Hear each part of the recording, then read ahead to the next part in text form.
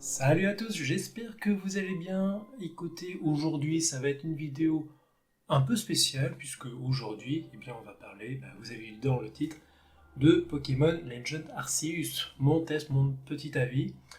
Donc ça va faire bientôt 2 semaines que le jeu est sorti et je trouvais que c'était intéressant, voilà, de faire une petite vidéo là-dessus, dans un premier temps, de faire une introduction pour replacer le contexte de développement du jeu, et deux autres points avec bien sûr les points négatifs et les points positifs du jeu, et pour conclure une sorte de fin de débat sur ce que pourrait être Pokémon Arceus et les prochains jeux de la licence. Du coup, dans un premier temps, par rapport à l'introduction, le contexte de développement, comme on avait vu dans une précédente vidéo sur le point Japon, il faut savoir que Game Freak, c'est pas une grosse équipe. Ils ont toujours été à la base une petite équipe. C'est que depuis 10 ans, après le début de Pokémon, qu'ils ont dépassé le stade des 50 personnes. Ce qui est très peu pour une si grosse licence, faut pas se le cacher. Et aujourd'hui, ils ont quand même triplé, puisqu'ils sont à peu près à 167 personnes en permanence dans l'équipe. Vraiment, l'esprit de Game Freak, ça c'est la mentalité, c'est d'avoir une petite équipe qui puisse être soudée, qu'on puisse compter sur elle en cas de difficulté, et c'est beaucoup mieux pour développer un jeu. Mais le problème d'un effectif aussi réduit, c'est bien sûr, on ne peut pas avoir les mêmes moyens humains pour le développement d'un jeu, d'autant plus qu'aujourd'hui, il faut de plus en plus de spécialistes dans le domaine pour l'animation, pour la musique, pour les effets spéciaux, pour tout. Malheureusement, 167 personnes pour une si grosse licence, c'est largement insuffisant, à part pour un jeu indé. Autre souci du développement chez Game Freak, c'est que eux, ils ne peuvent pas se permettre d'avoir le moindre report. On oublie qu'il y a les jeux de cartes, les animés, les jouets qui sortent en même temps. Donc il y a tout un système qui est ensemble et on ne peut pas sortir l'un avant l'autre. Si vous achetez le jeu vidéo, vous aurez envie d'acheter telle peluche. Si vous offrez telle peluche à votre enfant, cet enfant pourra vouloir plus tard acheter le jeu Pokémon. Donc c'est vraiment un côté marketing qui un peu oblige à sortir impérativement le jeu, quoi qu'il en coûte. Et en parlant de sortie, c'est justement une licence qui enchaîne relativement les sorties. On avait vu que Pokémon Épée et Bouclier a eu 2 ans de développement, ce qui est assez rapide, mine de rien, pour aujourd'hui. Et qu'il s'est passé entre Pokémon Arceus 2 ans et 1 mois, voire seulement 1 an et 3 mois entre la sortie du DLC, le dernier DLC de Épée et Bouclier, et la sortie de Arceus. Et toujours avec la même équipe. Donc Game Freak s'est concentré à la fois sur le DLC de Épée et Bouclier et en même temps sur le développement de Arceus. Toujours avec le même effectif, du coup, c'est pas les mêmes moyens. Donc ça enchaîne rapidement les sorties, d'autant plus que Game Freak développe les principaux jeux Pokémon, avec les remakes entre autres, sauf exception, avec le dernier remake de Perle et Diamant, par le studio Ilka, un studio à qui on doit déjà le Pokémon Home. Donc on pourrait voir un début des évolutions de sous-traitance des jeux Pokémon par Game Freak. À voir comment l'avenir va évoluer avec le temps. Mais en tout cas, pour Game Freak, ils ne sont pas les seuls à développer le jeu Pokémon. Enfin, développer. Il y a tout un écosystème, on le connaît, c'est le The Pokémon Company. Dedans, vous avez une co-entreprise entre Nintendo, bien sûr, Game Freak et Creatures. À l'origine, ce sont eux qui gèrent tout ce qui est produits dérivés de Pokémon.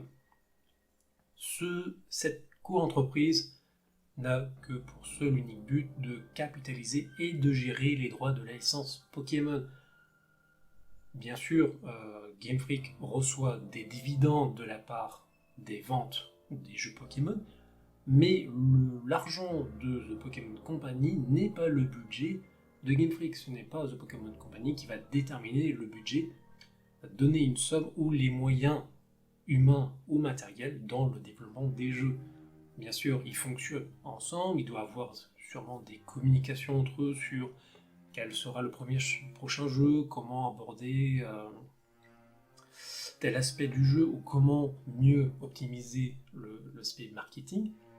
Mais Game Freak développe seul le jeu, ce n'est pas un effectif global. Game Freak sera Game Freak. Donc c'est une co-entreprise qui va ajouter pas mal de pression dans le développement du jeu, mais va pas s'impliquer dans la gestion, dans le développement du jeu en lui-même.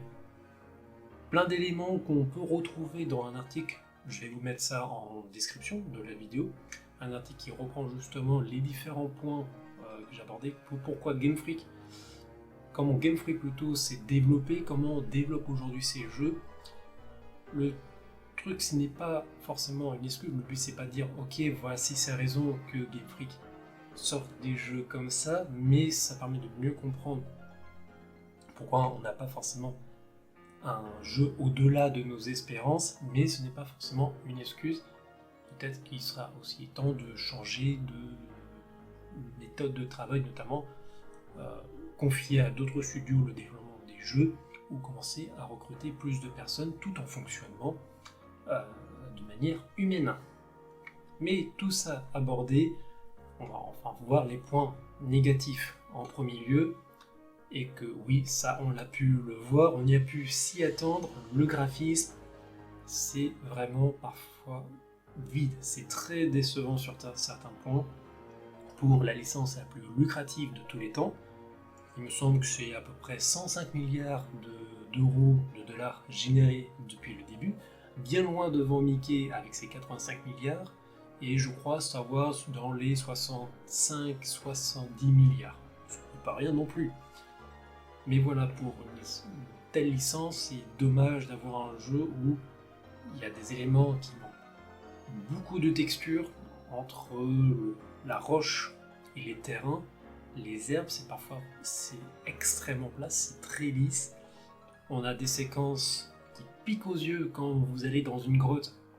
Vous avez votre personnage qui ressort du décor, puisque comme il fait noir, vous avez des pixels noirs et blancs, c'est dégueulasse à voir autour de votre personnage. Voilà, le jeu n'arrive pas à faire la différence entre votre personnage et les éléments du décor. Voilà, c'est vraiment dommage. On a aussi certaines animations de Pokémon comme Phantominus, qui est pour moi l'une des plus moches que j'ai pu voir jusque-là. Quand on connaît le Pokémon en même temps, c'est très difficile, je pense, pour un jeu avec cette capacité de faire mieux. Mais franchement, c'est dommage d'avoir parfois cette qualité visuelle. C'est vraiment un mât qui se casse. Le scénario, bon, il n'est pas profond non plus. Ça se résume à vous venez d'un autre monde, vous tombez dans le monde et on vous demande de remplir le Pokédex et de calmer des Pokémon barons. Enfin, des Pokémon, comment ils appellent ça? Oui, les chefs Pokémon. C'est tout. Mais après, on se rappelle que c'est un jeu pour, en tout cas à partir de 6, 7, 8 ans. Donc bien sûr, vous n'allez pas avoir non plus un scénario qui implique des décisions politiquement ou moralement. Ça fait poser des questions. Ce qui est dommage, mais en tout cas, pour ce genre de jeu, il faudra plutôt aller voir les Chrome. Le mode de difficulté qui est absent, c'est vraiment dommage. Quand on a un jeu qui a une tendance à vouloir nous pousser à farmer, c'est un mode de difficulté pour les boss, quoi, soit qui tape beaucoup plus fort ou qu'on a plus des Pokémon qui nous attaquent.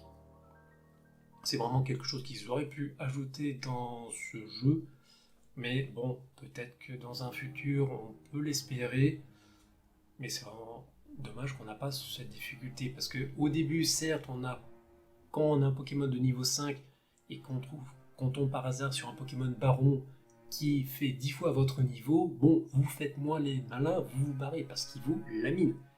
Mais dès que vous avez atteint un certain niveau, ce n'est plus une difficulté et vous avez comme une certaine facilité pour rouler sur eux. Ah, et autre dernier point négatif, bon, qui est comme tous les jeux Pokémon, le choix qu'on vous propose n'est pas pertinent, n'a pas d'influence sur le jeu. Ça permet de réimpliquer votre personnage, votre personne dans l'histoire. mais ça ne change rien. Il y a juste un choix qui va déterminer une voie. Mais voilà, il n'y a rien de folichon non plus. Vous verrez ça si vous faites le jeu. Dans les points positifs, quand même, il y a de quoi dire. Si beaucoup s'attendaient à un jeu à la Breath of the Wild, oui, non. Mais franchement, ce qu'on a eu par contre, c'est un vrai vent de fraîcheur. Pour moi, c'est un des premiers jeux Pokémon où j'ai la sensation d'explorer un nouveau jeu Pokémon. Il y a pas mal de choses qui ont changé tout en gardant l'ADN de Pokémon. Vous avez les Pokémon, vous avez les Pokéballs, vous avez l'objet de soins, pardon. Vous avez des objets pour vous booster, vous avez des systèmes de stockage d'objets, tout ça de l'ADN de Pokémon, mais en même temps vous avez pas mal de nouveautés. On a certes, comme dans Let's Go, plus de possibilités de donner des objets ou d'avoir des capacités spéciales pour les Pokémon, ce qui est un peu dommage, mais c'est en même temps pas trop grave. On a enfin un système de gestion des capacités, c'est-à-dire que votre Pokémon qui a 4 attaques, vous pouvez réapprendre d'anciennes capacités que vous avez eues, vous pouvez changer en fonction de tel ou tel combat à venir, ce qui est plutôt cool si vous souhaitez préparer un combat de boss ou si vous voulez capturer un Pokémon. Ce qui était un peu con et assez handicapant avant, quand vous avez un Pokémon, vous oubliez une attaque, et soit il fallait revoir une CT, soit il fallait voir telle personne dans telle ville pour vous réapprendre, ou alors il fallait voir telle personne pour oublier une capacité spéciale. C'était vraiment pas très cohérent par rapport à l'univers Pokémon. Un système d'attaque rapide et puissant, qui est parfois très gadget, mais ça peut avoir parfois son intérêt. Le système de capture qui franchement est très intéressant, qui permet d'avoir soit une approche furtive, où vous cachez dans les hautes herbes, vous envoyez des objets pour appâter le Pokémon, pour le prendre par surprise, ou alors vous avez le mode bourrin, vraiment vous avez les deux possibilités et ça va très très bien. Le système de gameplay de farm et de craft est très bien intégré et cohérent avec l'univers de Pokémon.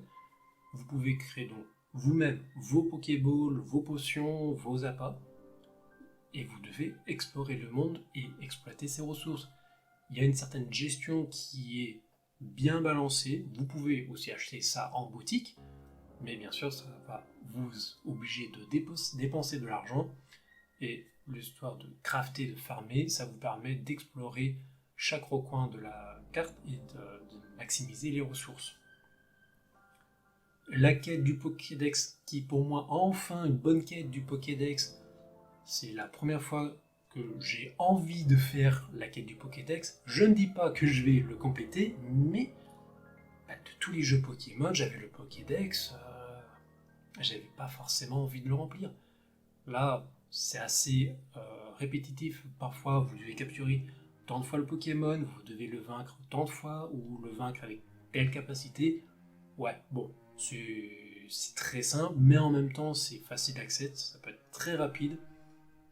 Il y a vraiment un plaisir de vouloir compléter le Pokédex, et pas tu le captures une fois et il est rempli. Non.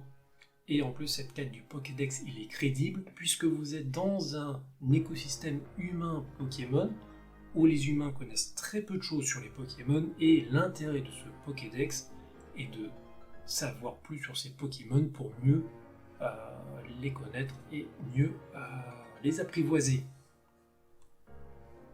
Enfin, pour les actions, je trouve que c'est beaucoup plus rapide. Avant, vous marchez dans les autres herbes, le combat se déclenche, le combat se suit, fin du combat, et séquence, c'est fini. Là, on a quand même une rapidité où le combat se déclenche, le combat s'enchaîne, et vous pouvez tout de suite enchaîner sur une autre action, genre vous pouvez casser secouer un arbre pour récupérer des ressources, ou vous pouvez continuer vers votre destination. Ce qui est franchement pas mal. Aussi, très très bien, je trouve, l'expression des visages des personnages, à part votre avatar qui, étrangement, est celui qui lui manque le plus d'émotion. On a des personnages qui sont beaucoup plus animés, en tout cas avec plus d'expression faciale, avec des plans assez variés. On a parfois focus sur un personnage, on a des changements d'angle, ça donne plus de vie, plus de profondeur dans les personnages. Et c'est par contre dommage que votre personnage reste assez neutre. Et en même temps, ça a toujours été le cas, votre avatar ne dit pas grand chose. Les zones des Pokémon, les zones de... Comment on appelait ça? Les terres, l'équivalent des terres sauvages de P bouclier. Franchement, elles sont variées et elles sont vastes. Il y a une bonne sensation d'exploration qui est seulement coupée par les limites techniques de la console, où effectivement vous voyez rien loin, c'est-à-dire vous allez à un point de vue, le champ est plutôt vide, vous voyez pas de Pokémon au loin, vous voyez peu d'arbres, puisque la console n'arrive pas à afficher tous les éléments. Mais franchement, il y a une bonne sensation d'exploration et les Pokémon sont intégrés dans un environnement cohérent. Moi, c'est franchement quelque chose que j'avais pas aimé chez Épée et Bouclier. Dans les terres sauvages, vous avez des vastes terres, oui, mais vous avez tout et n'importe quoi comme Pokémon avec des climats qui n'arrêtent pas de changer. Je veux dire, je sais pas si vous l'avez fait, mais vous avez dans les terres sauvages un endroit quand même où, au même endroit, vous avez soit des tempêtes de sable, tempêtes de neige, de la pluie ou du soleil. Avec parfois des Pokémon qui n'ont pas forcément raison de coexister. Là, dans Arceus, les Pokémon sont dans leur environnement. Vous allez dans un marais, vous allez voir des Pokémon un peu crapauds. Vous allez dans une forêt, vous allez voir par exemple des Osaring. Vous allez, classique, dans une grotte, vous allez voir des Racailloux. Mais pas que. Vraiment, il y a un effort vraiment qui a été fait dans l'intégration des Pokémon dans leur environnement, avec beaucoup plus d'animation de Pokémon qui vivent leur vie. C'est pas un Pokémon qui va à droite, qui va à gauche. Il y en a qui dorment, il y en a qui sont en train de manger, il y en a qui sont en train de jouer. Vraiment, ça, c'est très très cool. Petit point très rapide, la séquence des évolutions Pokémon, et je la trouve très réussie, sûrement l'une des meilleures de toutes les générations confondues. La bande son, elle est très bonne, très bien intégrée parfois avec des petits moments de silence pour qu'on se focus dans l'environnement.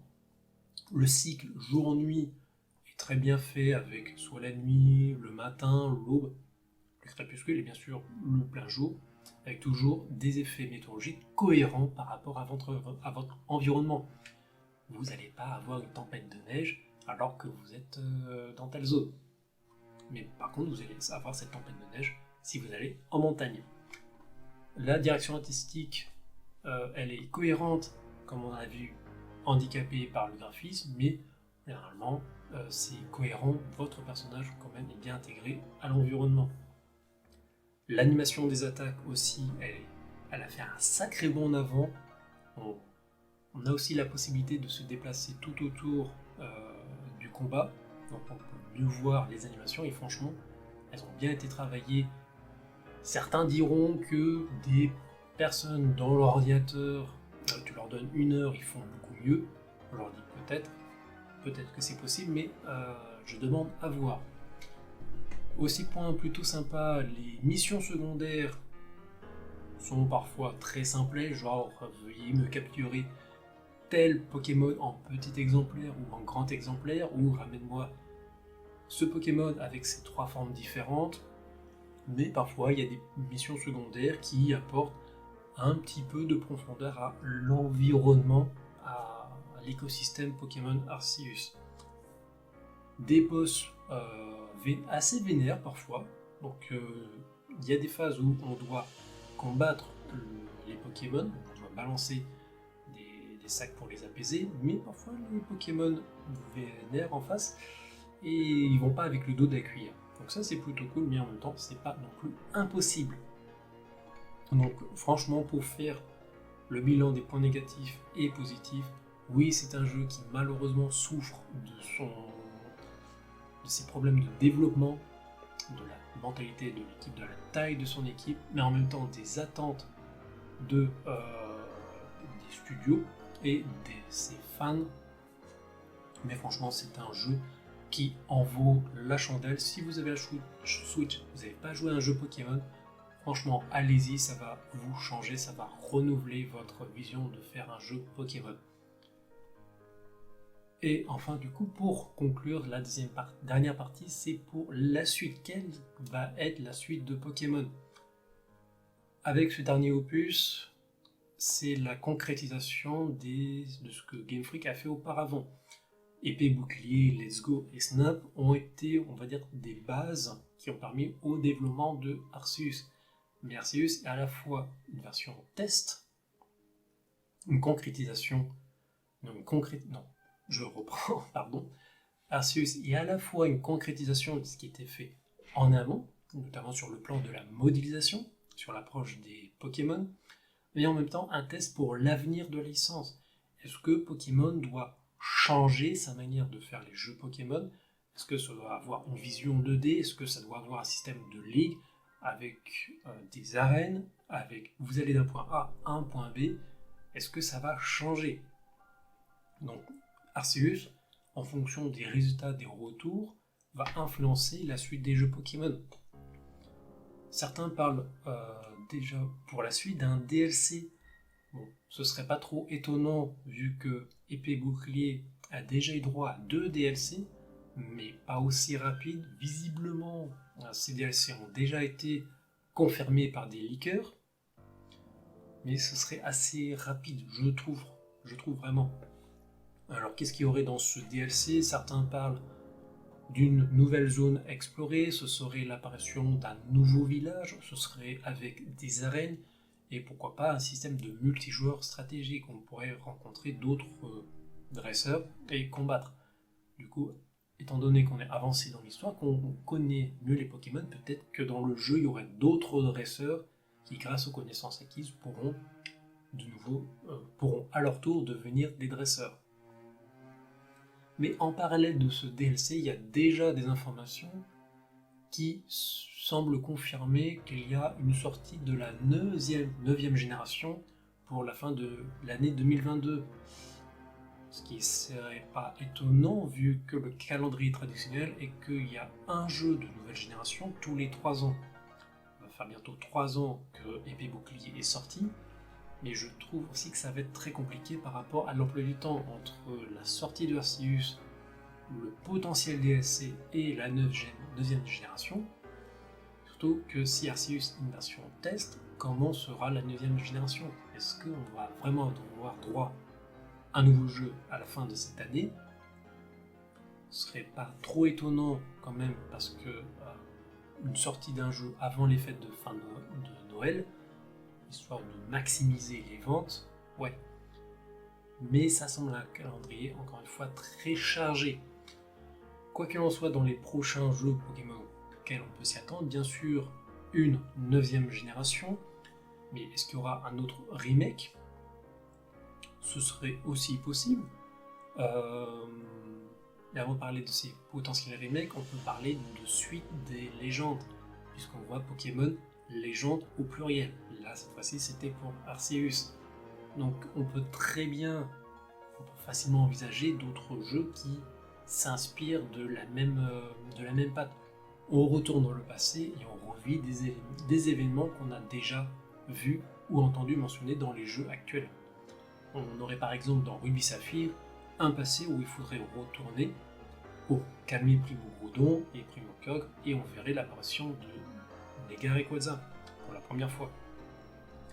Personnellement, je verrais très bien, ce serait ma théorie, une version de Legend de Noir et Blanc, puisque après le remake de Perle et Diamant, on aurait ensuite le remake de Noir et Blanc, alors soit Noir et Blanc et Noir et Blanc 2, à voir. Mais du coup, on replace le jeu en version remake et ensuite on aurait une version de Legend où on retourne dans le passé, un passé où on verrait Kurem dans sa forme complète avant qu'il ne se sépare avec Zekrom et Reshiram. Franchement, ça peut être un truc assez sympa, on pourrait enfin voir Kurem sous une autre forme. Mais en tous les cas, ça reste une imagination, ça reste du pourquoi pas. Voilà en tout cas pour ce test vidéo, avis, point positif de Pokémon. J'espère que ça vous a plu. Voilà, moi j'espère que vous pourrez aussi faire votre retour des jeux Pokémon. Qu'est-ce que vous trouvez bien, qu'est-ce que vous trouvez moyennement bien ou pas du tout bien. Personnellement, vraiment, c'est un jeu que j'adore, que pour moi j'ai envie de continuer d'explorer et envoyer un message à Game Freak que oui, c'est le genre de jeu qu'on veut, on veut de la nouveauté. Continuez sur votre lancée et sortez un peu de votre zone de confort. En tous les cas, jusqu'à la prochaine vidéo, je vous dis à très bientôt. Allez, tchuss!